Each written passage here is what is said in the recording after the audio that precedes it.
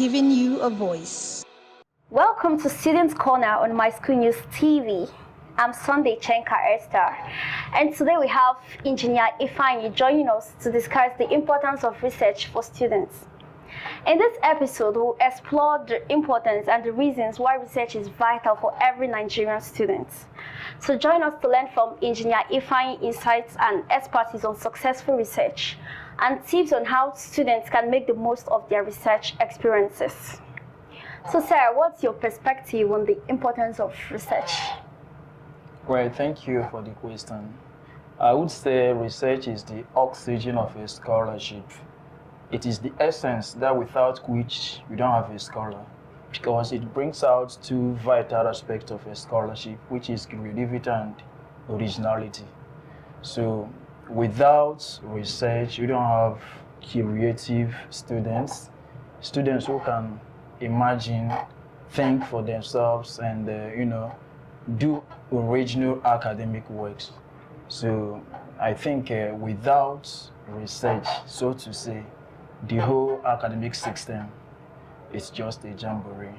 So it is the most important and the most fundamental aspect of a scholarship. Okay, so please, can you tell us some of the barriers that students face when engaging in research? Yeah, if you watch the Nigerian education system, one of the greatest problems facing the sector is the issue of funding. In research, it's sometimes, generally, research is capital intensive. It involves a whole lot of finance. Outside the required time, commitment, and expertise that's required. So because of this lack of funding of the higher institutions in Nigeria, you find it difficult that even the scholars, the lecturers, and the professors lack the basic things that are required for research. And as a result of that, their research output and productivity is actually quite very, very low. And students who are under their mentorship find it very difficult to grasp because they are not doing original works. So the most difficult aspect or the most challenging problems Nigerian students face is lack of mentorship. And that's essentially because the scholars themselves, the lecturers, the university they don't have funding to conduct researches, and students actually do not have people whom they can actually perform research in their lab. We have testimonies of people who have, through hard work, escaped the education system in Nigeria. And when most of them give their testimony, it's not as if we want to cajole our education system. We are doing our best from what we have, but it is not enough. For instance, like people who are in sciences can testify to this. Most engineering universities in Nigeria, universities that offer engineering courses, you find out that the core research area in engineering is lacking because of lack of funding. So at the end of the day, we end up training mathematicians in the name of engineers. They understand all sorts of mathematics, but they cannot do the actual engineering work because they lack the essential to implement those things. I also look at other, even in humanities, in arts, in other aspects of studies, they always find it's difficult to carry out original works because there are no fundings. And as such, so the bar has been lowered. So I can categorically tell you, though it's quite disappointing, but I have to tell you that most of our professors, our lecturers, what they do is when they want to go for promotion interview, they collaborate and raise funds for paper publication. They publish papers for the sake of their promotion. And this motive, it defeats the main academic purpose. Such work done hurriedly cannot be, very authentic and original. So as such, the students find it very, very difficult to have mentorship. And also another disturbing factor or problem I would tell you is the issue of remuneration of our lecturers. You often see them go to strike, such as the 8 months old strike they just embarked here, sometimes last year. So this is because their remuneration is quite poor. So our lecturers always find alternative source of income so that their major academic work, their major lecturing work centers on teaching the students. So, but in university, it ought to be 60% research and then the 40% is in the classroom. But what you find these guys do is that they just use the 40% and come and deliver lectures and go. Then they use the remaining 60% to feed their family because they buy from the same markets as other people. So and you wouldn't blame them. But the major bulk of the problem is that the students do not see people who to look up to. So, and as such, you wouldn't see that inspiration on the students. So and another major problem is that our academic institution is so much curriculum oriented. The students have very much burden that centers on the curriculum. So you have to pass your exams and the way the lecturers want them. So it's a big problem on the students. So that's essential research work. It's seen as a kind of burden on the students. Okay, thank you so much, sir. He mentioned funding, mentorship, remuneration of lecturers, right? Mm-hmm. And then he said the academics is filled with activities. Yeah. Sure. So, sir, can you also tell us how a student can develop effective research skills to help themselves? Well, I would tell you, I would quote this Reverend Professor who said that those who do not belong to the academic stream should be flushed out. I will tell you that people who are academic oriented, it's a kind of innate in people. It's kind of inborn. So that those who have the zeal, who have the hunger, would always find a way. So even as muddy as the system is, there are few lecturers that are doing fantastic works in Nigerian universities. So the onus is on the students who are interested in research to find those lecturers and be under their mentorship. Because I have seen few people who have done this, and whites, a number of them now are outside of this country in best universities in the world. There's no time the university will come and open or advertise to everyone that, oh, look, we are doing social research or you should come and join us. But those who have the zeal will always find these lecturers. So the best way is first to have the interest. And when you have the interest, you have to get the courage because, it's also a big issue in Nigeria, the relationship between lecturers and the students. Instead of seeing lecturers as partners, you often see them much more as enemies. So that you see people before they enter a lecturer's office, they would pray so that the lecturer can, accommodate them. They won't have issues. So this is just the way we see them. So, but it requires courage. So any student who is interested in research must first of all be courageous. You must be obedient. Your courage is what will lead you, despite the barrier there, to meet these lecturers. It's a kind of one-on-one something. The best the lecturer can give you generally is lectures in classroom, practicals in the laboratory and rest of them. But for you to understand the core fundamentals of research, you have to be courageous, develop a kind of one-on-one relationship with these guys. Then you have to be obedient. Because of obedience, I'm stressing this obedience because of the kind of system we practice here. It's something I have passed through. Before any lecturer could take you into something that is very tangible or as essential as this research, because it's actually a kind of, I would say, skill. They will make sure you serve them. So why you are very careful not to be, used in a way that you may not want. You may want to submit yourself obediently to their service. You render good service to them and show commitment.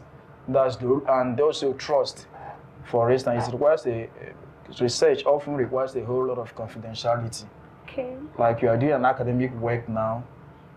We have seen instances where people go to court because of someone stealing their work in the laboratory. Plagiarism. So you don't want your research students to go and publish your paper even before you finish the work. So it requires that you have someone whom you can trust. So you have to show that trust through your attitude. Okay, thank you so much. Yeah. The research skills he mentioned, he said you have to be courageous, you have to be obedient, you have to be willing, because it's only someone who is willing to do something that can actually give him or herself to it. So thank you so much for that. Can you also tell us some strategies in finding research topics that are engaging?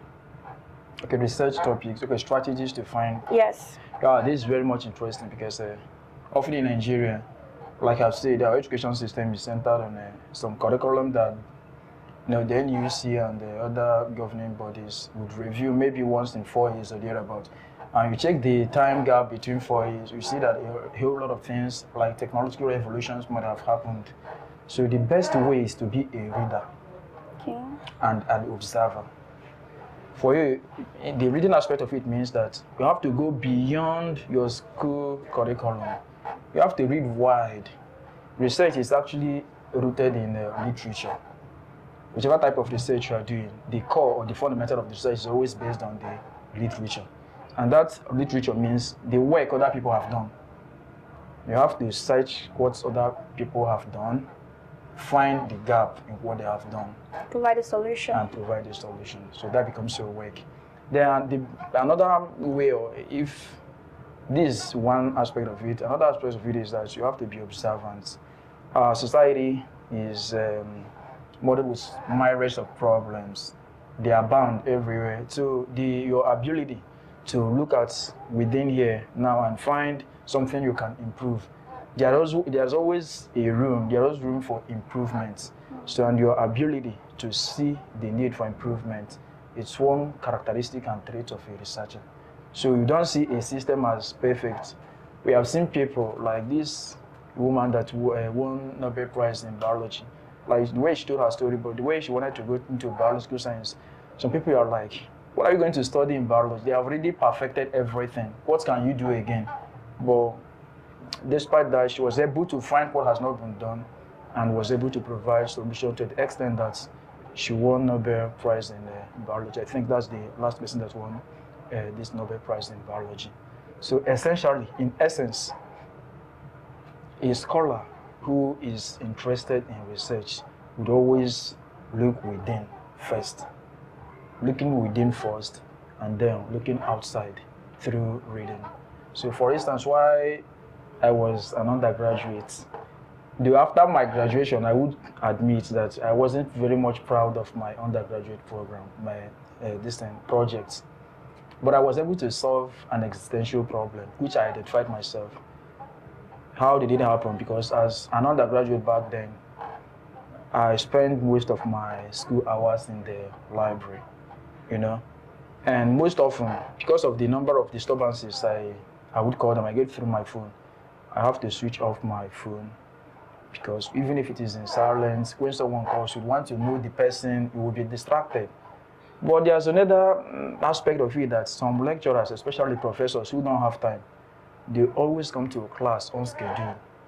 Even when it is not their time, you will see them in the classroom, or they can give quiz. And also I have missed like 3 quizzes or thereabouts because I was in the library, my phone was off, and quiz was going on in the classroom.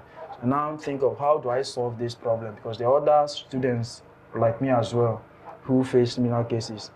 That was how I started thinking of development, like bringing a system that can integrate the classroom and the library, such that whatever that's happening in the classroom, the students who are concerned in the library will get information electronically. Wow.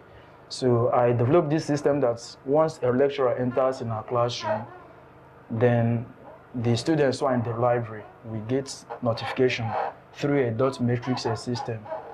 So I was very happy that I solved the problem. Wow. I defeated the problem I was doing. So, but having gone beyond that and was trying to, pursue my postgraduate studies, I find some lapses in what I have done. But even as at that, I was able to solve a problem based on what is within. what is happening at the... Yes. Well, I know at this point so many students are already interested in going for research works. So, but the problem is, how can the students balance a research programs with academic work and other extracurricular activities? Yeah. We can't actually deny the time factor in research. Yeah, it requires a whole lot of time and resources, like I have said. But one thing you can't take away from this is commitment. A student who is committed, who is very much research oriented, would always find the time. So the most important thing here is sacrifice. You have to make a whole lot of sacrifice. There's no way you can get everything you want at the same time. Yeah. So you have to be sacrificial. Then you have to sacrifice a whole lot of things. Even though it's advisable that to live a balanced life, your extracurricular life, academic life, but then you have to know that you have a career, you have a life ahead, and then make a balanced compromise. Yeah. So the compromise there is that you have to sacrifice a whole lot of your time to research. So like, it's actually like the culture. What most students, what they do is that they don't actually stop, like have a constant, steady timetable that they follow. What they do is that once it's exam period, you start seeing them sleeping in their library and their classrooms and a whole lot of them. So it has been a kind of attitude most at times. But a student who is research oriented, once the semester begins, you can ration your courses, divide your time. If you do this, I can assure you, you always meet up. But where the problem is when you want everything, you shift everything till the end of the semester. Maybe when the first timetable, as they usually do in Nigerian universities, they always publish that first timetable before. So some people do actually wait. But once the semester begins and you look at your course contents and you make a proper timetable, I can always assure you that you'll be able to meet up. I have a friend who actually studied here at the University of Nigeria in pharmaceutical sciences. That was essentially what he did. He went beyond the curriculum and classroom and served some professors in pharmacy. That was 2018 sets. So he was able to like maneuver some stuffs and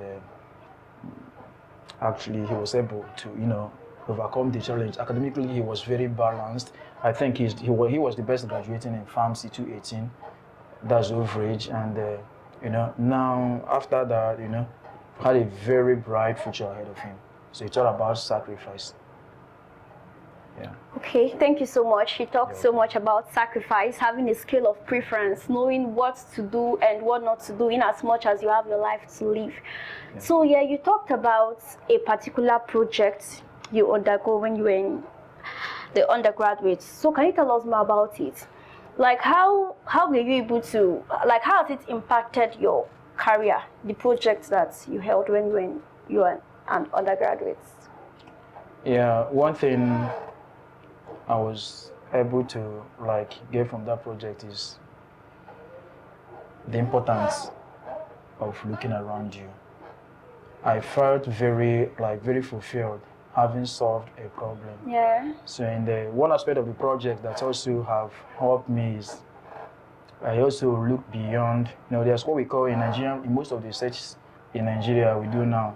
So the Nigerian University Commission and other bodies that are concerned are so much interested in local contents. Doing research, not only within solving our problems within, but solving those problems with also our own content, what we have here.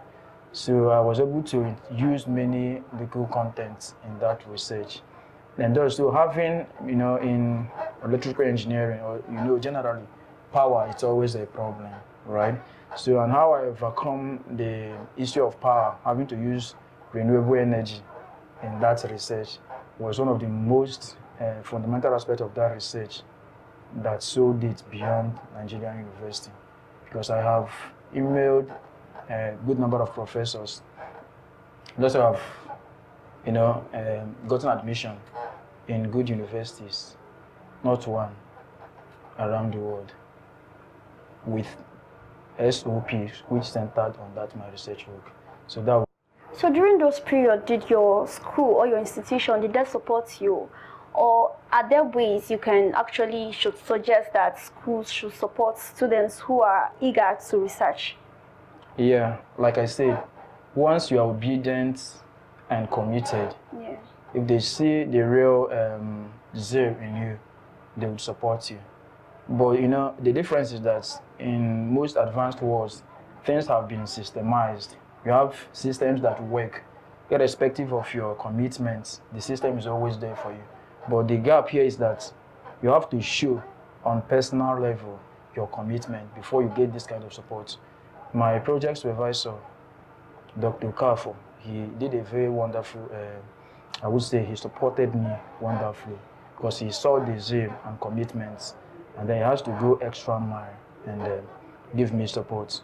And not only that, but they supported me beyond my stay in the university. So having graduated, I worked with them as a research assistant in the university. And that was how, when I started publishing of my first paper, I co-authored it with them. Wow, Yeah. That's beautiful. So on that note, how can students make their research more accessible and relevant to the outside world? That's the most important thing anyway. But like I said, the problem of funding is systemic.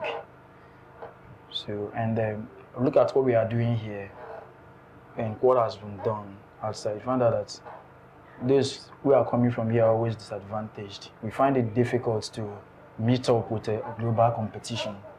But irrespective of that, you can always achieve something tangible based on collaboration.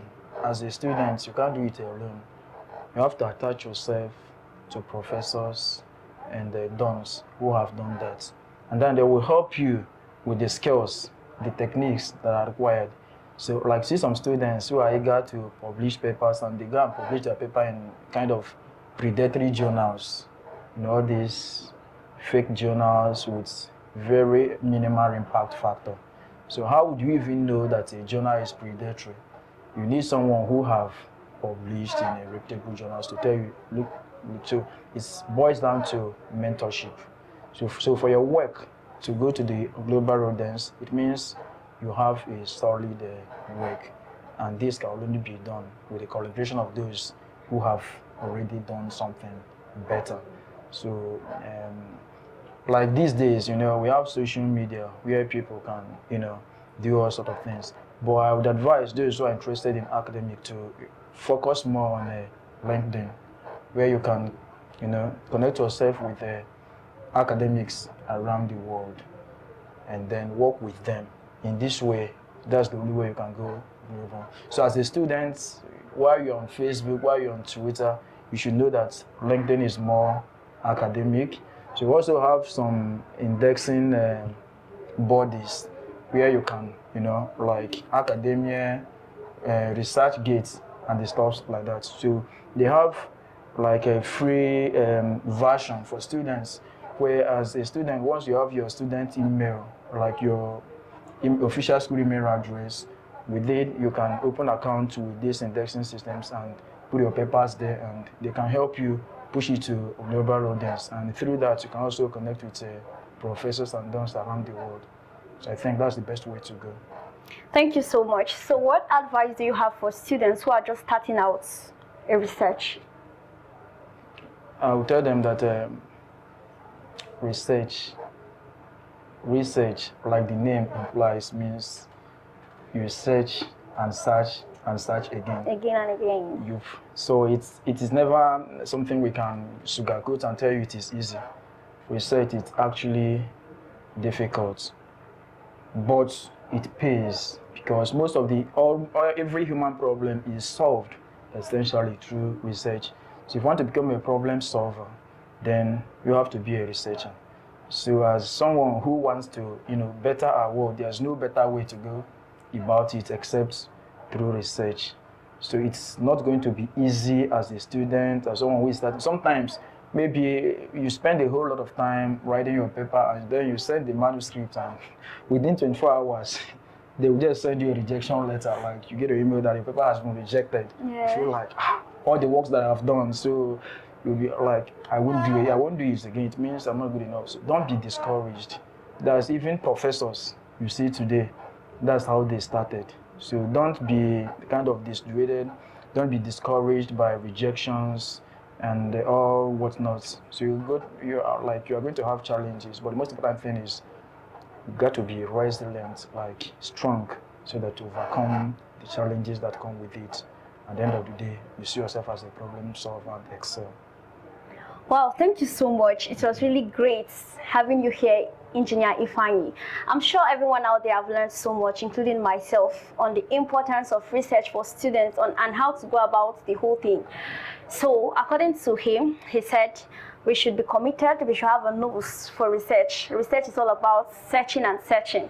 So let's be obedient, and also on the part of the institutions, they are always willing to fund us if we're giving ourselves out for research. So I beckon on all students out there to pick this as a challenge and start researching on so many other things. Okay, so thank you for staying with us on Students Corner My School News TV. I'm Sunday Chenka Esther. I'm fine. It's my pleasure. Thank you, and I wish to see you in the next episode. Thank you so much. My School News TV, giving you a voice.